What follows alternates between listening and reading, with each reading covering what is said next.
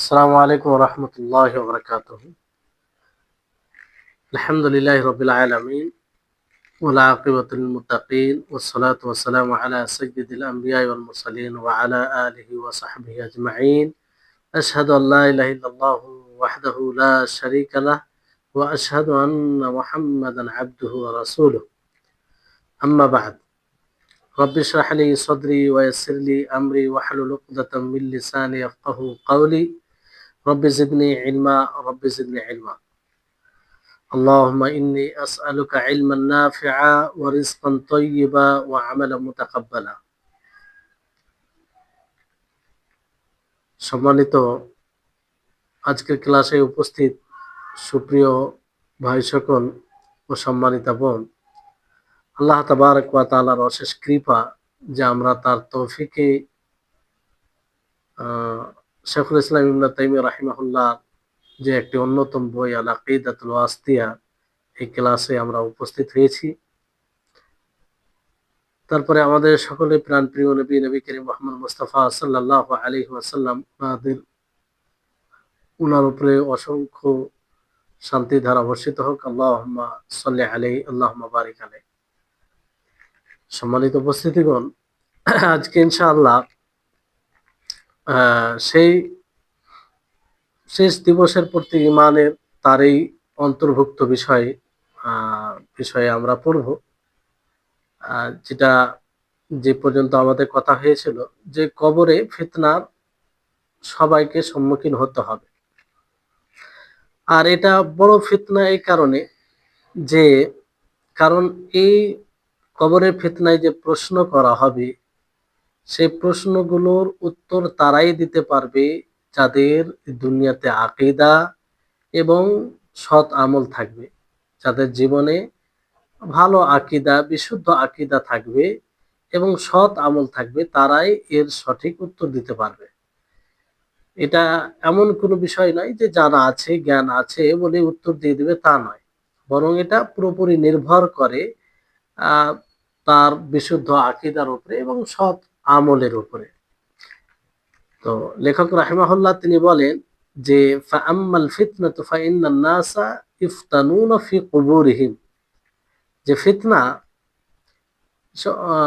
মানুষ এই ফিতনার সম্মুখীন হবে তাদের কবরে, মানে কবরে ফিতনা, ফিতনাতুল কবর।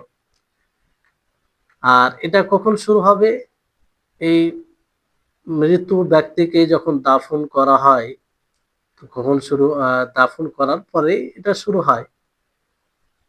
এখানে যে নাস বলা হয়েছে, যে আম বলতে সকলকেই এই ফিতনার সম্মুখীন হতে হবে, মানে বাহ্যিক হিসাবে এটা বোঝা যায় যে যতগুলো মানুষ রয়েছে সমস্ত মানুষকে এই ফিতনার সম্মুখীন হতে হবে।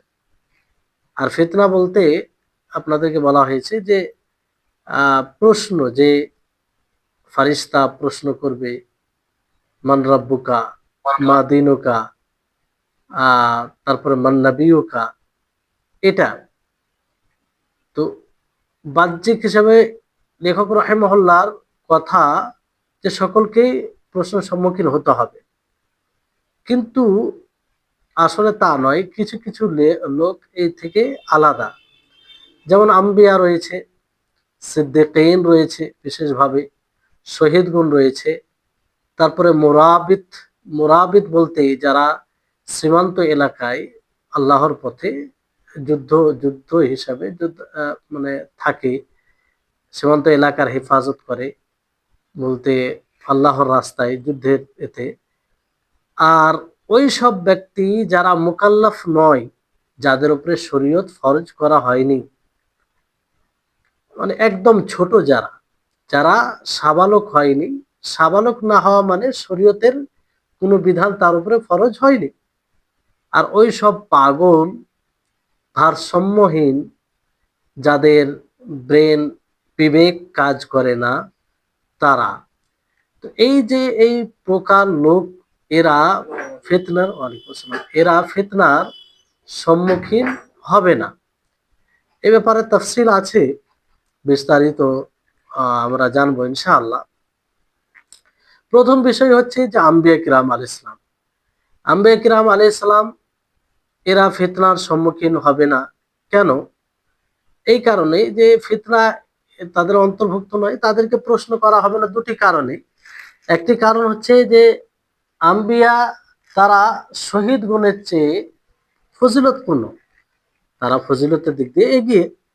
নবী সাল্লাল্লাহু আলাইহি সাল্লাম তিনি স্পষ্টভাবে হাদিসে জানিয়েছেন যে যারা শহীদ হবে, আল্লাহর পথে জিহাদ করতে গিয়ে নিজেকে বিলীন করে দিবে, তারা কবরের ফিতনা থেকে বেঁচে থাকবে, তাদের মানে কবরের ফিতনা হবে না।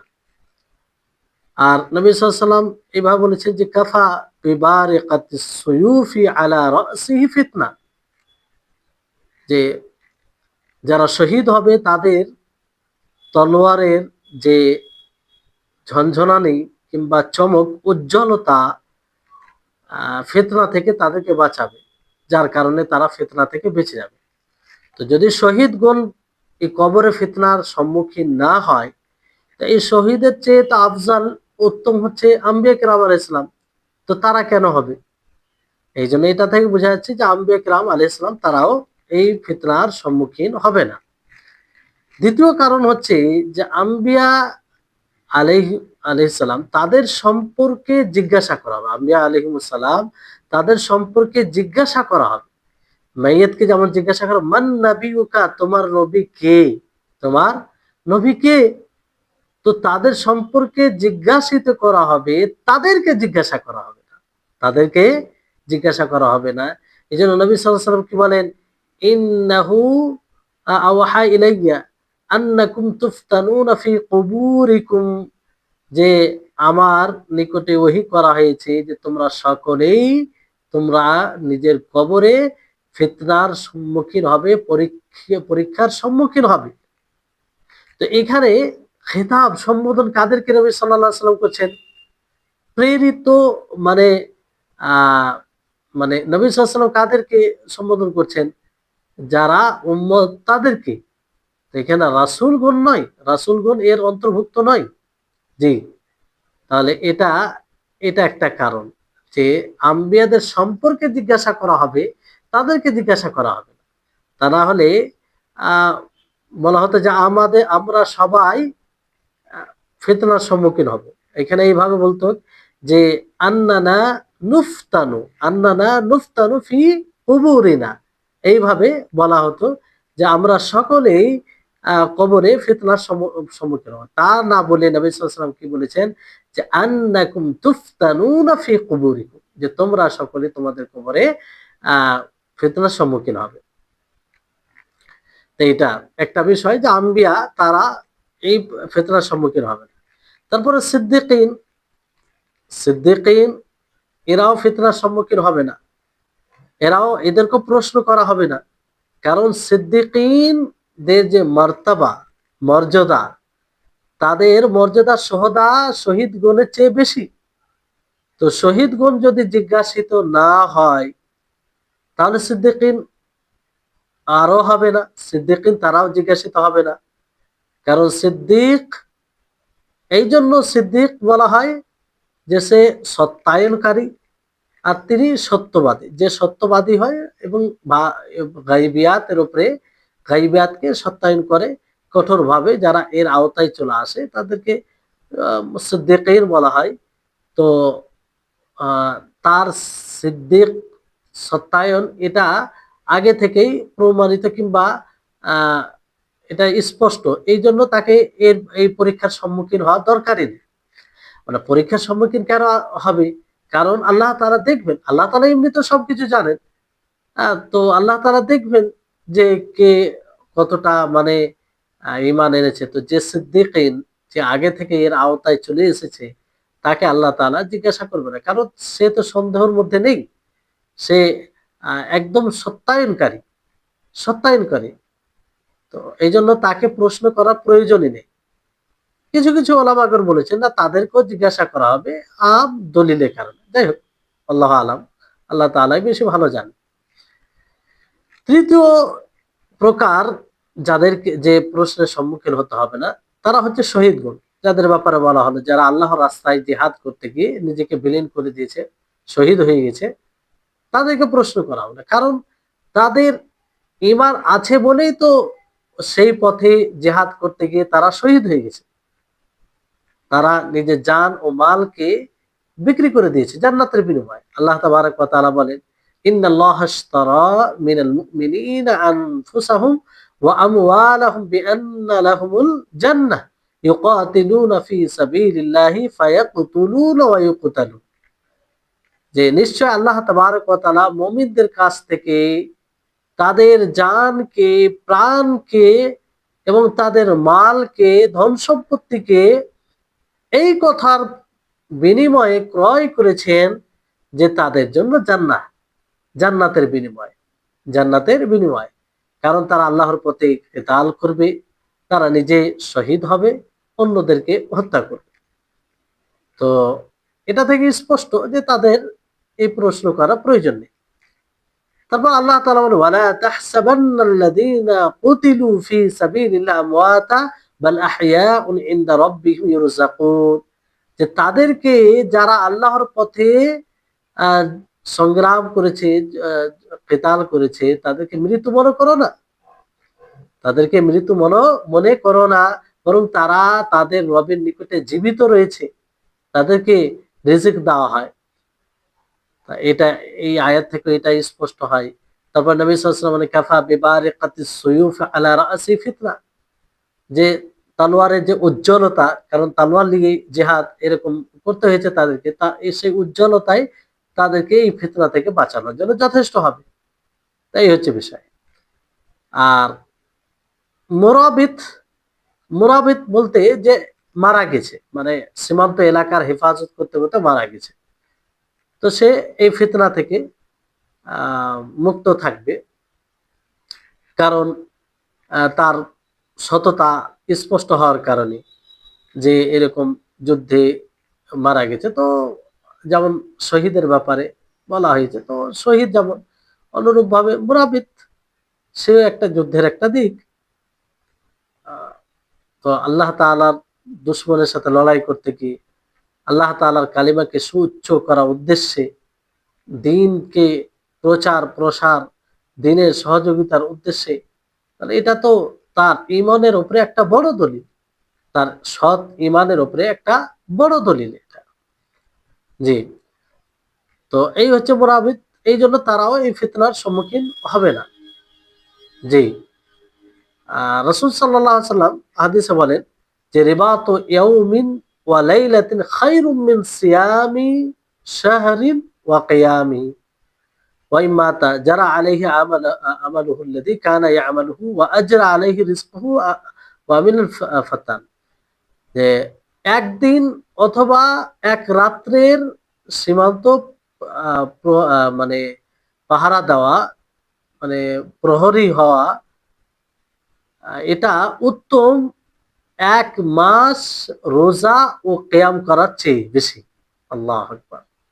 যদি সে মারা যায়, সীমান্ত এলাকার হেফাজত করতে করতে যদি মারা যায়, তো তার একটি সকাল, একটি সন্ধ্যা, এক মাস কেয়াম ও এক মাস কেয়াম মানে এক মাস তাহাজ্জুদ সালাত এবং এক মাস সিয়াম রোজা রেখে যতটা নেকি, তার চেয়ে বেশি উত্তম। আল্লাহু আকবার।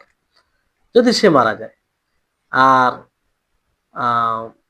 মানে তার আমল জারি হবে, যেটা সে আমল করতো আর কি, আর ফিতরা থেকে সে মুক্ত হবে। যাই হোক, এই হাদিস থেকে এটা স্পষ্ট হয় যে মুরাবিদ যারা সীমান্ত এলাকার হেফাজতে থাকে, তারা এই ফিতনার সম্মুখীন হবে না।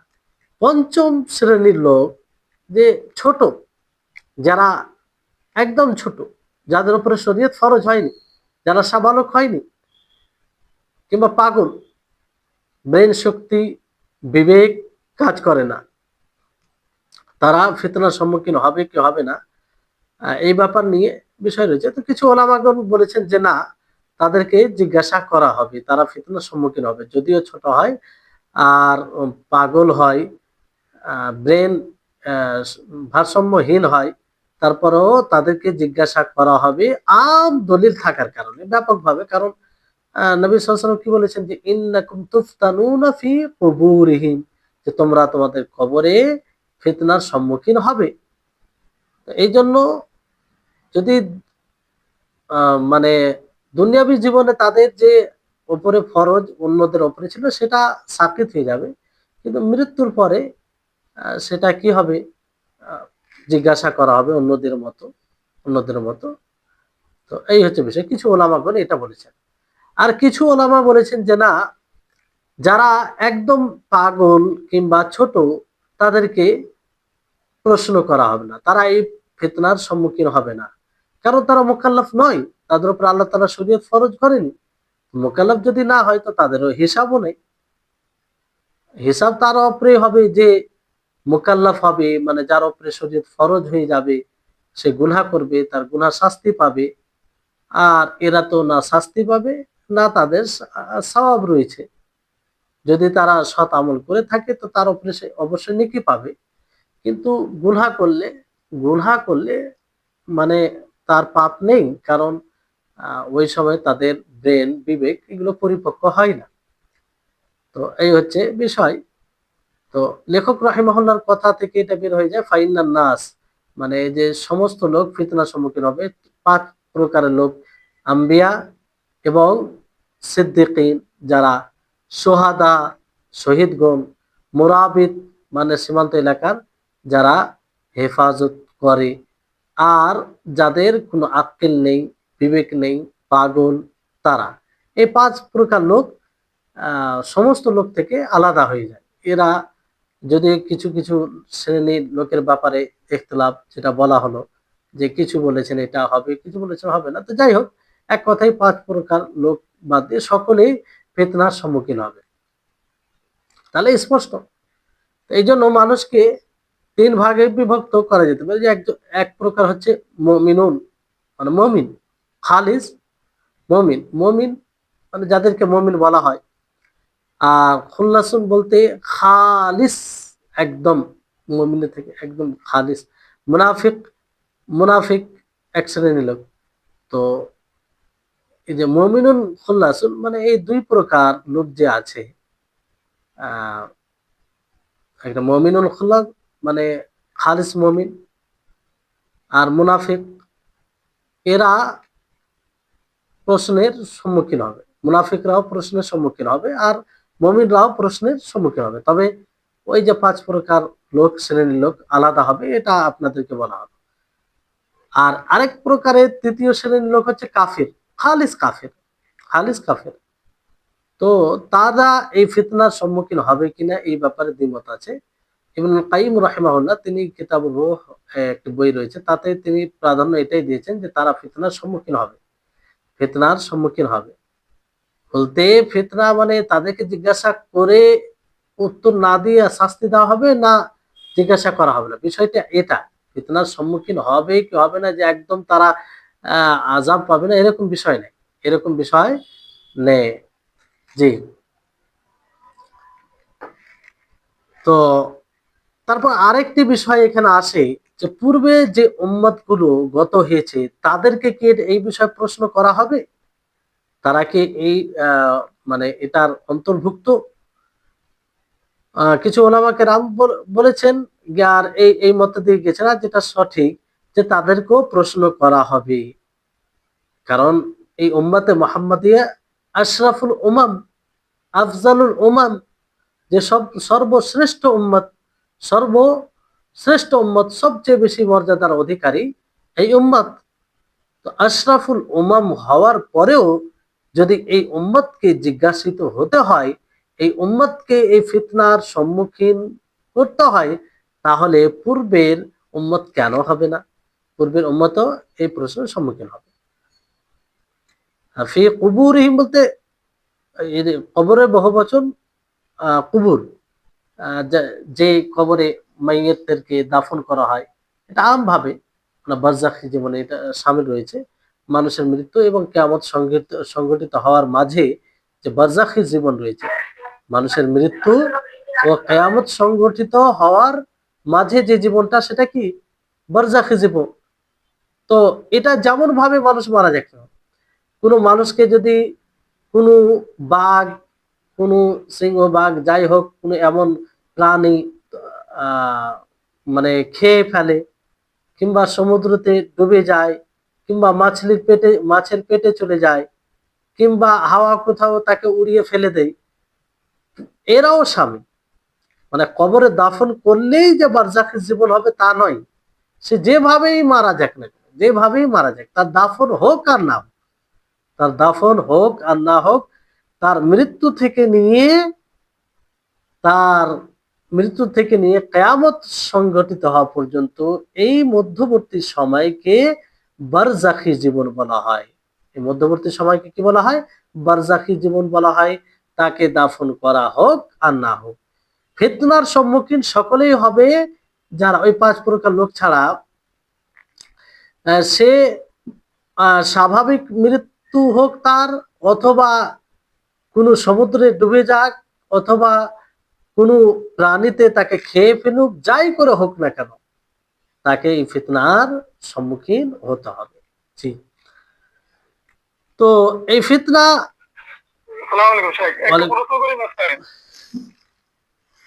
জি, তো বিষয় হচ্ছে এটা যে স্বাভাবিকভাবে ফিতনা তখনই হবে যখন দুনিয়াবী অবস্থা শেষ হয়ে যায়, মানুষের মৃত্যু হয়ে গেল মানে শেষ, মানে তার বারজাখী জীবন শুরু হয়ে যায়।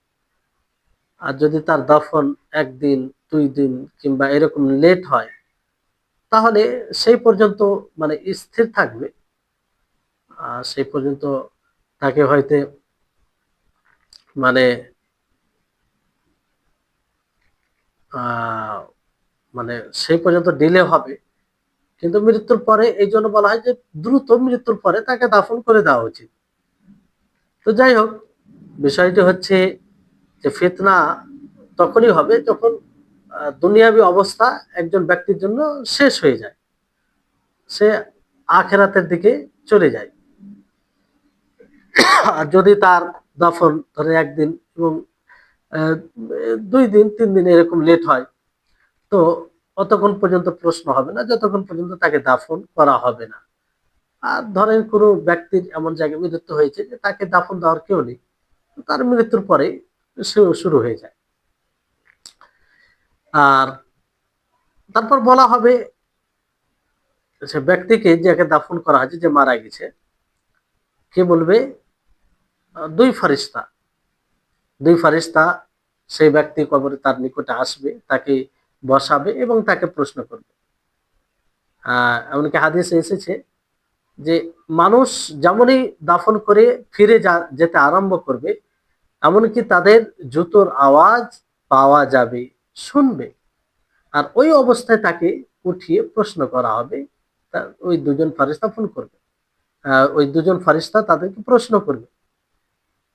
নবী সাল্লাল্লাহু আলাইহি ওয়াসাল্লাম, তাই নবী সাল্লাল্লাহু আলাইহি ওয়াসাল্লামের ভাষ্য অনুযায়ী এটাই বোঝা যায়। এই জন্য নবী সাল্লাল্লাহু আলাইহি ওয়াসাল্লাম কি বলেছেন? নবী সাল্লাল্লাহু আলাইহি ওয়াসাল্লাম বলেছেন, ইস্তাগফিরু লিআখিকুম ওয়াসআলু লাহু আত-তাসবীত ফাইন্নাহুল আন ইউসাল, যে তোমরা তোমাদের ভাইয়ের জন্য ইস্তেগফার করো, তার জন্য অবিচল থাকা এটা চাও, কারণ এখন তাকে জিজ্ঞাসা করা হবে। আল্লাহু আকবার।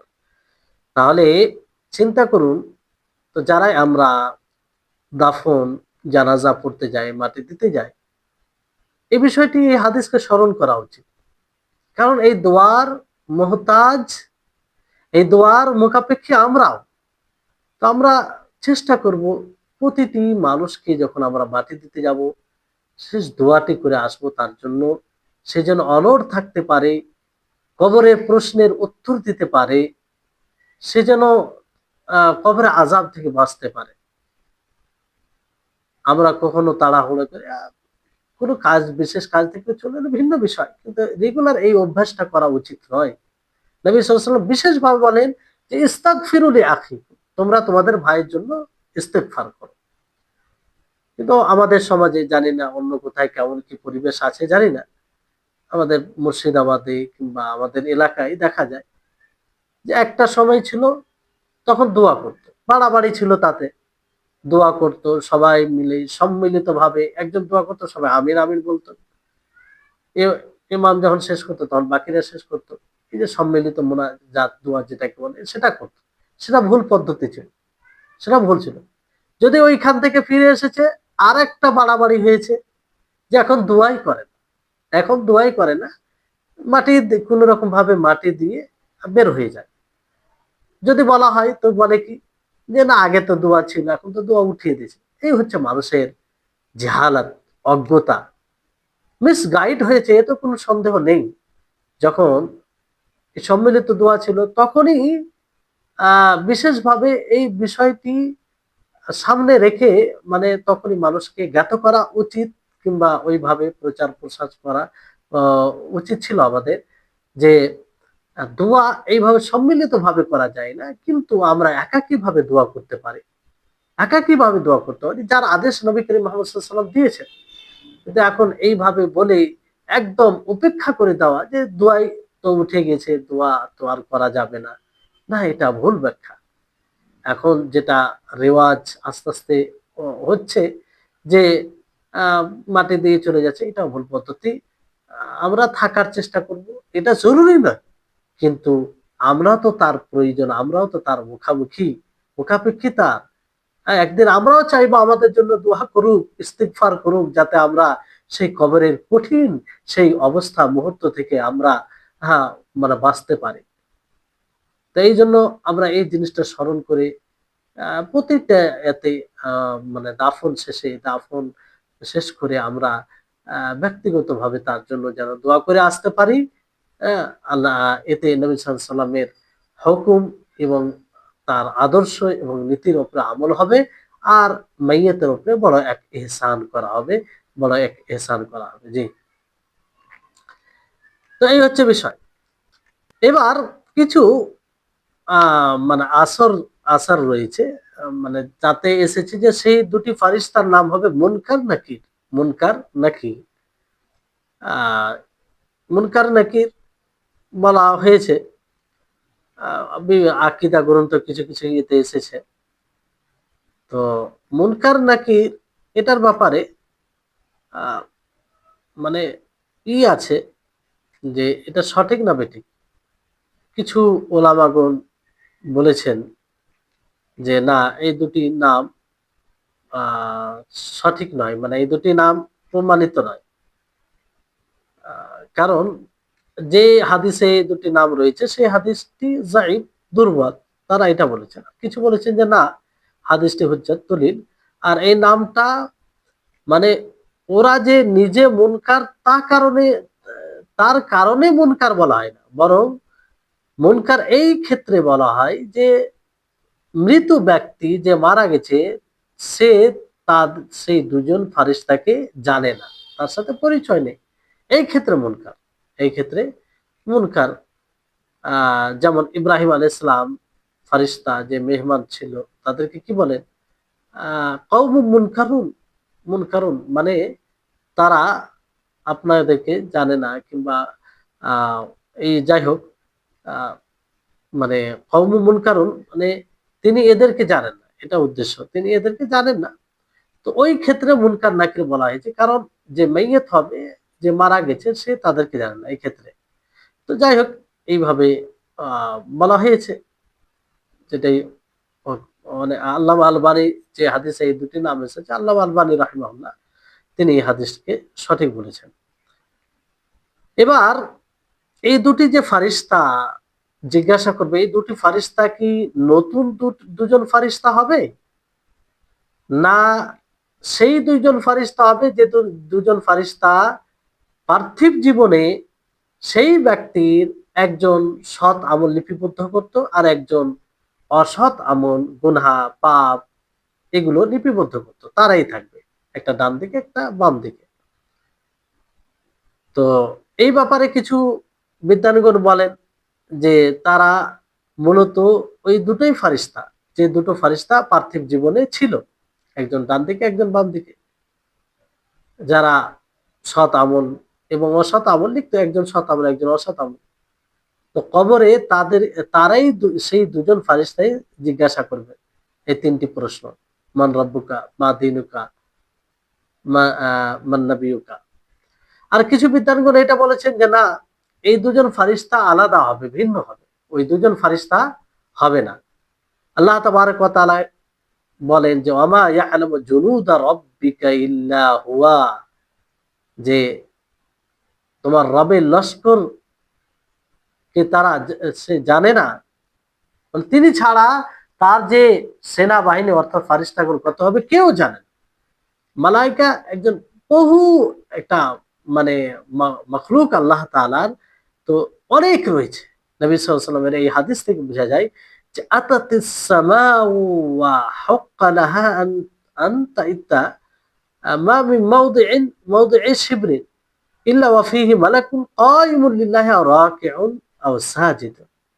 চিন্তা করুন যে আসমান মড়মড় করে, আর উপযুক্ত ওই মড়মড় করা আওয়াজ করা, কারণ আসমানে এমন কোন চার আঙুল নেই যে চার আঙুলে একজন ফারিস্তা আল্লাহ তাআলার জন্য দণ্ডায়মান, আল্লাহ তাআলার জন্য রুকু অবস্থায় কিংবা আল্লাহ তাআলার জন্য সাজদা করে। আল্লাহ আকবার! তাহলে কত ফারিস্তা হতে পারে? অসংখ্য, অসংখ্য। তারপরে অন্য এক হাদিস আছে বাইতে মামুর, সেখানে প্রতি সলাতে কিংবা প্রতিদিন যাই হোক ৭০,০০০ ফারিস্তা নামাজ পড়েন, বের হয়ে গেলে আর সুযোগ পায় না।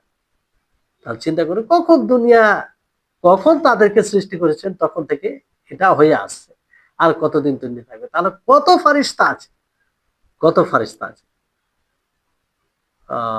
এই হচ্ছে বিষয়। তো এটা কোনো আশ্চর্যের বিষয় নাই যে প্রত্যেক মানুষ যারাই মারা যাবে তাদের জন্য আলাদা আলাদা আল্লাহ তাআলা দুটো ফারিস্তা সৃষ্টি করেছেন, পাঠাবেন।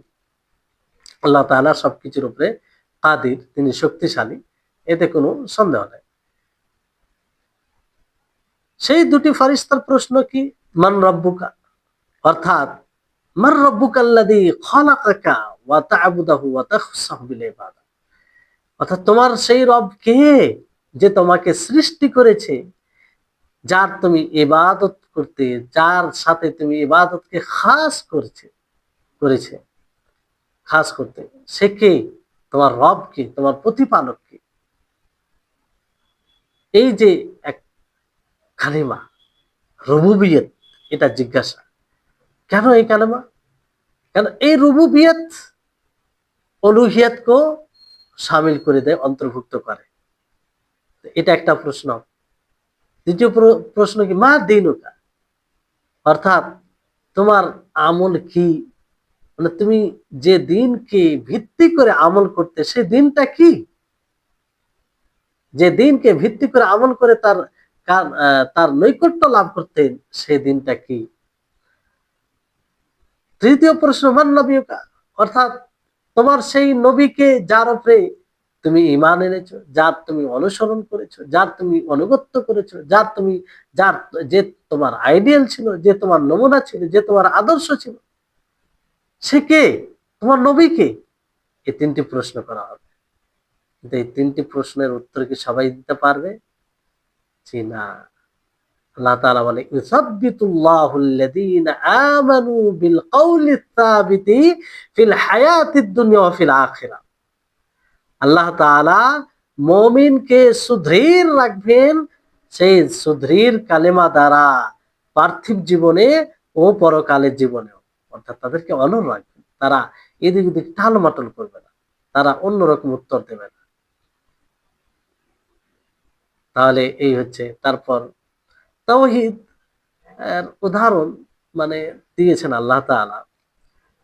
যেমন আল্লাহ তাআলা বলেন আলাম তারা কাইফা দারাবাল্লাহু মাসালান কালিমাতান তাইয়্যিবাতান কাশাজারাতিন তাইয়্যিবাতিন আসলুহা সাবিতুন ওয়া ফারউহা ফিস সামা, যে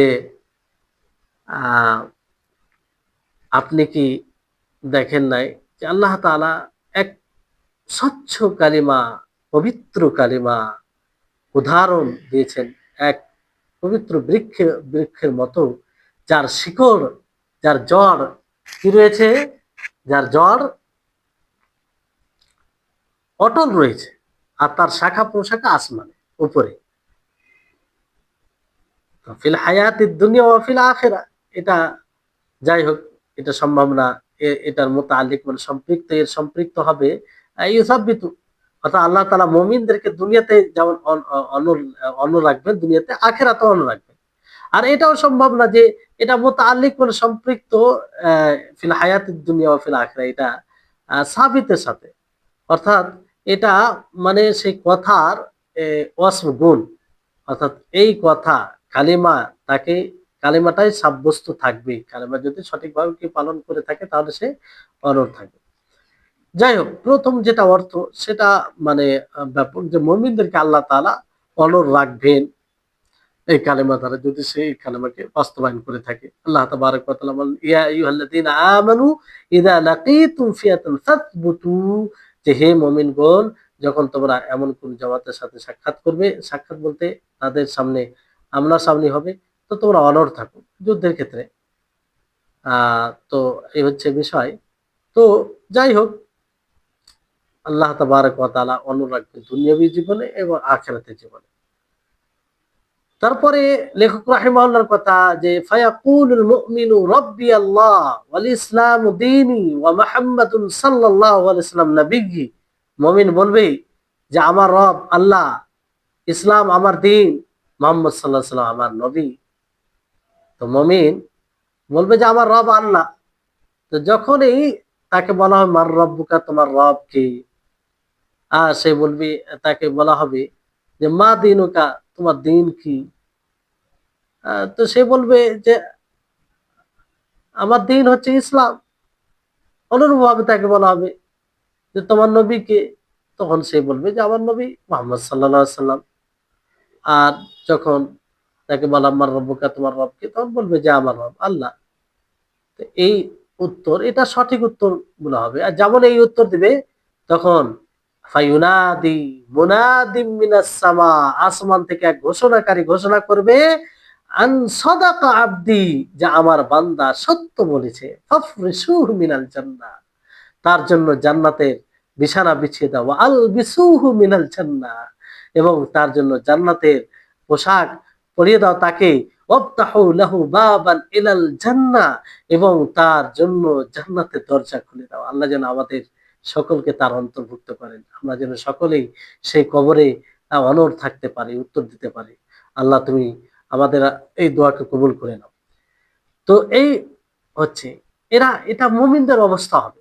কিন্তু মুরতাব, সন্দেহ পোষণকারী, মুনাফিক, তারা কি বলবে? হা হা লা আদরি, হাই হাই আমি জানি না। সামিআতুন নাস ইয়াকুলুনা শাইআন ফাকুলতুহু, আমি মানুষকে বলতে শুনেছি যে তাই আমি এটা বললাম। মুরতাব বলতে, সন্দেহ পোষণকারী বলতে কি, যে সন্দেহ করত দিনের বিষয়ে, গায়বিয়াতের বিষয়ে, মুনাফিক এবং এর সাথে মিলিত জড়িত যেগুলো লোক রয়েছে তারা। হা হা লা আদরি সামি'তুন নাস ইয়াকুলুনা শাইআন ফাকুলতুহু, এটা থেকে স্পষ্ট হয় যে তাদের হৃদয়ে ঈমান প্রবেশ করেনি। তারা বলবে সেটাই যেটা মানুষ বলতো,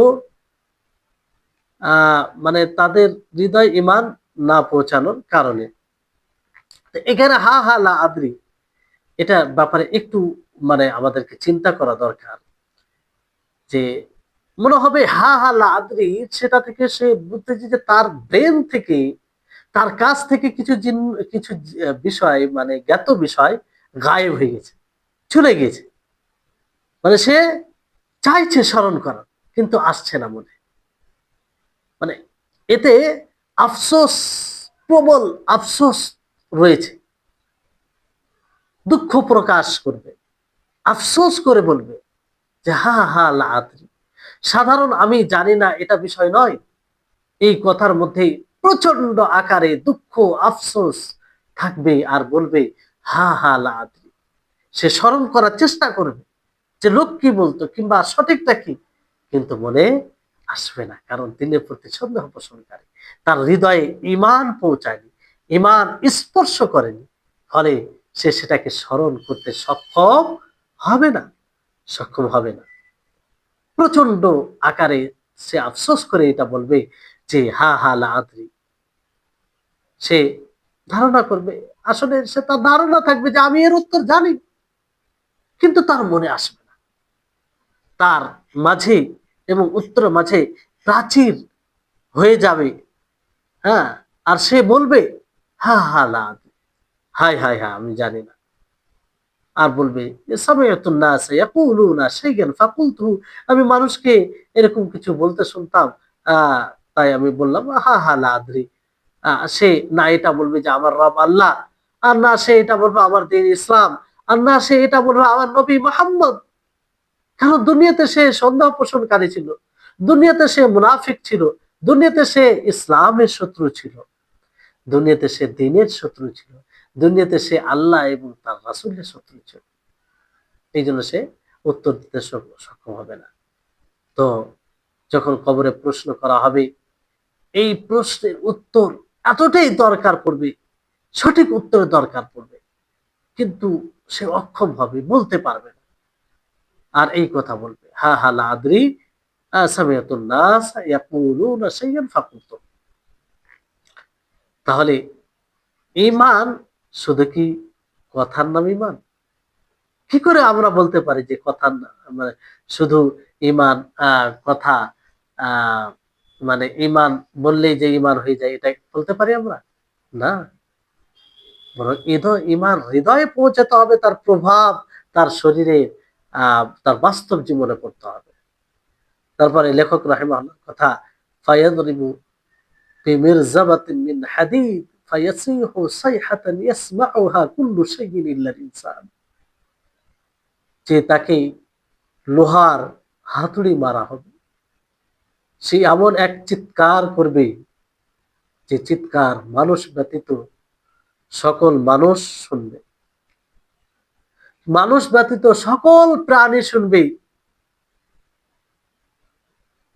যখন সে উত্তর দিতে পারবে না, তখন তার উপরে, সে কাফের হোক অথবা মুনাফিক হোক অথবা এরকম নাফরমান অবাধ্যকারী বান্দা হোক, তার উপরে এরকম শাস্তি শুরু হয়ে যাবে।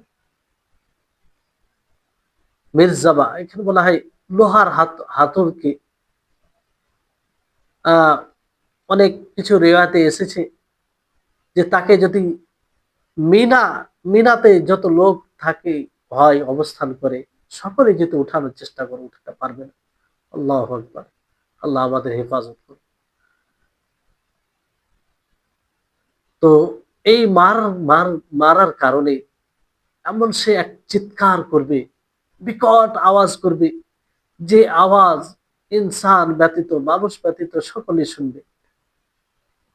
আর মানে তার আশেপাশে যারা থাকবে সকলে শুনবে। আর এই আওয়াজ দ্বারা প্রভাবিত হয় মানুষ, ইফেক্ট পড়বে যেসব প্রাণী শুনে তাদের এতে।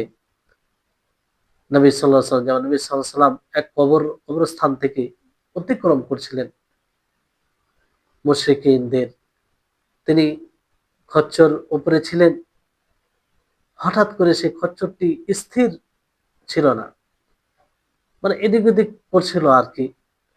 তখন নবী সাল্লাল্লাহু আলাইহি ওয়াসাল্লাম বলেন যে সেই কবরের আযাবকে শুনতে পাচ্ছে, ফলে তার এরকম অবস্থা। এখানে মানুষ ব্যতীত সবাই শুনবে, এর মধ্যে হিকমা রয়েছে। মানুষ ব্যতীত সকল প্রাণী শুনবে, কিন্তু মানুষ শুনবে না। অনেকের প্রশ্ন হতে পারে যে মানুষ কেন শুনবে না, মানুষ কেন এই শোনা থেকে বঞ্চিত হবে? তার হিকমা রয়েছে। এক নম্বর হিকমা এটা আমরা বলতে পারি যে নবী সাল্লাল্লাহু আলাইহি ওয়াসাল্লাম যেদিকে যে কথা বলেছেন যে লাউলা আন লা তাদাফানু,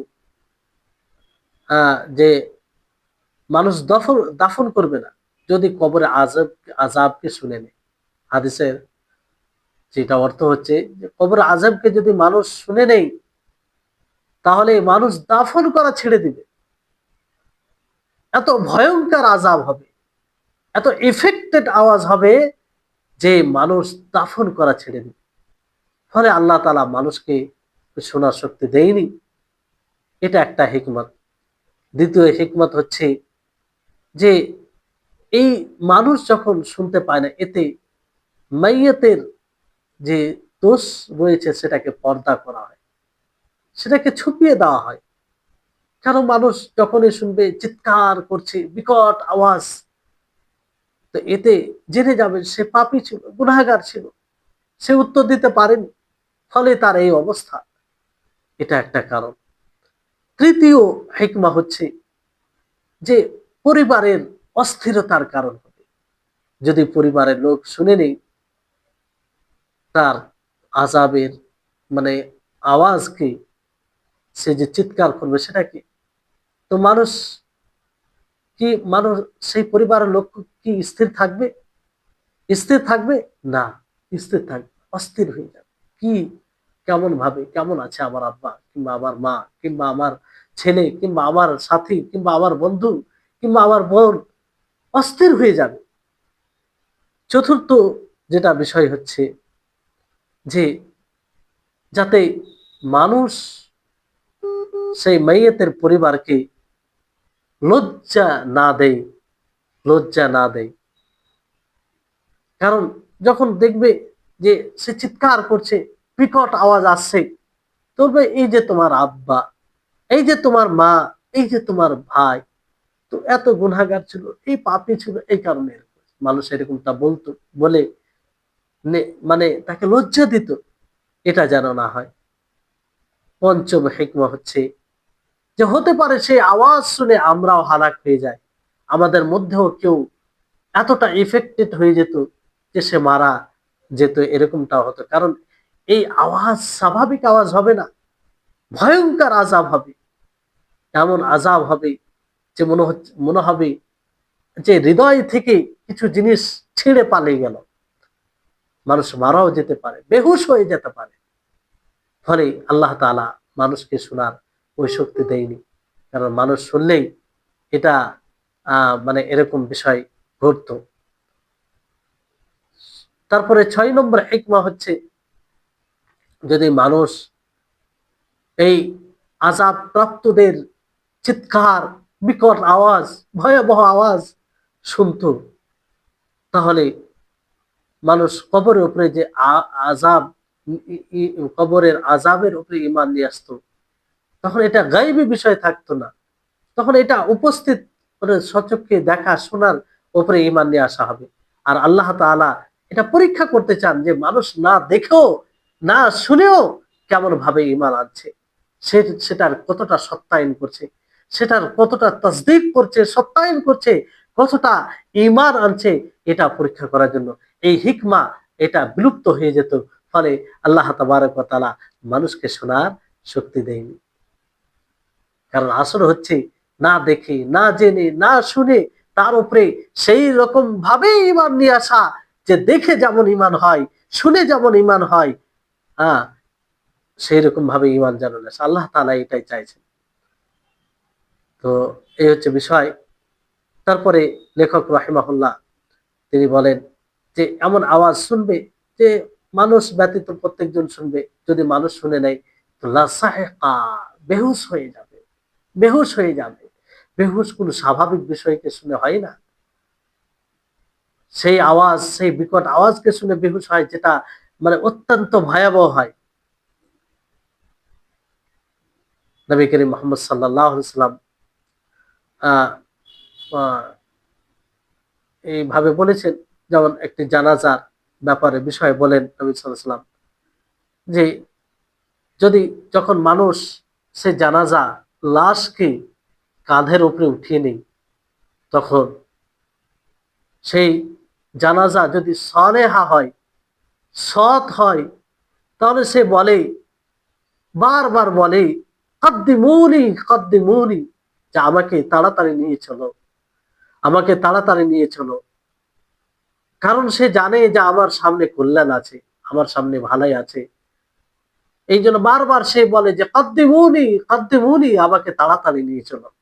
ওয়াইন কানাত গায়রু সালিহা, আর যদি সে সলে না হয়, সৎ না হয়, তাহলে বলে ইয়া ওয়াইলাহা, ইয়া ওয়াইলাহা, হায় ধ্বংস, আইনা ইয়াযহাবুনা বিহা, এ এটাকে তারা কোথায় নিয়ে যাচ্ছে, কোথায় নিয়ে যাচ্ছে? ইয়াসমাউ সাউতুহা কুল্লু শাইইন ইল্লাল ইনসান, যে মানুষ ব্যতীত প্রত্যেকটা জিনিস তার আওয়াজকে শুনবে, তার কণ্ঠকে শুনবে। ওয়ালাউ সামিআহু, যদি সেটাকে শুনতো, লাসাইকা, মানুষ বেহুশ হয়ে যেত যদি মানুষ সেটাকে শুনতো। আল্লাহুল মুস্তাআন। আল্লাহ আমাদের হেফাজত করুক। আল্লাহ যেন আমাদের সকলকে তাদের অন্তর্ভুক্ত করান যারা সালেহ হবে, নেক হবে, সৎ হবে, আর বলবে কাদ্দিমুনি কাদ্দিমুনি, আমাকে তাড়াতাড়ি নিয়ে যাও। তাদের অন্তর্ভুক্ত যেন আল্লাহ তাআলা আমাদের সকলকে করে। কবরে যেটা চিৎকার রয়েছে, নবী সাল্লাল্লাহু আলাইহি ওয়াসাল্লাম বলেন, ফায়াসিহু সাইহাতান ইয়াসমাউহা মান ইয়ালিহি গায়রা থিকলাইন, যে কবরে যে চিৎকার দিবে, যে ভয়ঙ্কর চিৎকার হবে, যেটা একদম ভয়াবহ হবে, সেটা দুই মাখলুক ব্যতীত সকলেই শুনবে। এটা বুখারী মুসলিমের রিওয়ায়াত। দুই মাখলুক বলতে জিন, মানুষ ও জিন। এই হচ্ছে, তো এর প্রতি আমাদেরকে ঈমান নিয়ে আসতে হবে, এর প্রতি ঈমান নিয়ে আসতে হবে। যাই হোক, এই কবরের মারহালা, এই কবরের জীবন, বারজাখি জীবন, কঠিন জীবন। এই জন্য বিশেষভাবে আল্লাহ নবী এর থেকে পানাহ চাইতে বলেছেন। যে এই জন্য আমরা সাধারণত দোয়া করে থাকি, আল্লাহুম্মা ইন্নী আউযু বিকা মিন আযাবিল কবর, আল্লাহুম্মা ইন্নী আউযু বিকা মিন আযাবিল কবর। হে আল্লাহ, আমি আমি তোমার কবরের আযাব থেকে আশ্রয় চাইছি। সম্মানিত উপস্থিতিগণ, তো এগুলোর উপরে যদি আমরা ওই রকম ভাবে বিশ্বাস রাখি, সত্যি যখনই আমরা মাইয়েত, কেউ মারা যাবে এটা শুনবো, কিংবা মৃত্যুকে স্মরণ করব, আমাদের শরীরে এক প্রকার কম্পন আসবে, ভয় আসবে, এবং পরকালের জন্য প্রস্তুতি নেওয়ার একটা চাহিদা, কিংবা সেই দিকে আমরা খুব সহজেই ধাবিত হতে পারবো। যাই হোক, আজকে এখান থেকেই ক্লাস শেষ করছি।